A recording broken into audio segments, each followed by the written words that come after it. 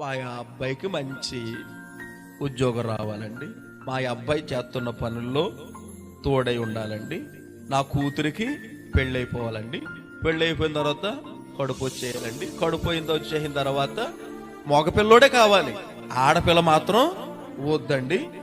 పోన్లే కొడుకు కూతురు ఏదో పుట్టేసింది, పోన్లే కూతురు పుట్టిందనుకో, మనవరాలు పుట్టిందనుకో, మళ్ళీ మనవరాల కోసం ఏం చేస్తారు?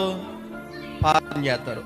మనవరాలకు ఆరోగ్యం పోకపోతే చర్చిలోకి వచ్చి కూడా ఏం చేస్తారు? ఆ మనవడో మనవరాలు ఏం చేస్తారు? ఇంకిలాగే వెళ్ళిపోద్ది. మన ప్రార్థన విధానం ఎలాగే వెళ్ళిపోద్ది? ఇలాగే వెళ్ళిపోద్ది.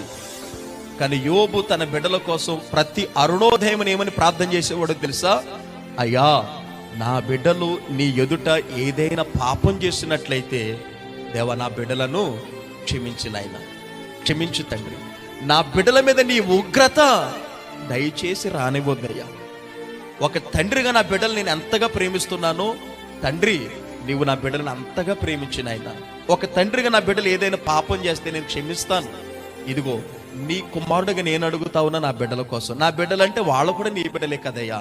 నా బిడ్డలు ఏదైనా తెలియక ఏదైనా పాపం చేసినట్లయితే, తప్పిదం చేసినట్లయితే నా బిడ్డలను క్షమించు తండ్రి, నీ ఉగ్రతను నా బిడ్డల మీదకి రానివద్దయ్యా. నా బిడ్డల మీద ఎప్పుడు నీ చల్లని దీవెనలే ఉండాలి నాయనా అని ప్రతి అరుణోదయమున యోబు గారు తన బిడ్డల కోసం ఏం చేసేవాడంటే ఇలాగూ ప్రార్థన చేసేవాడు.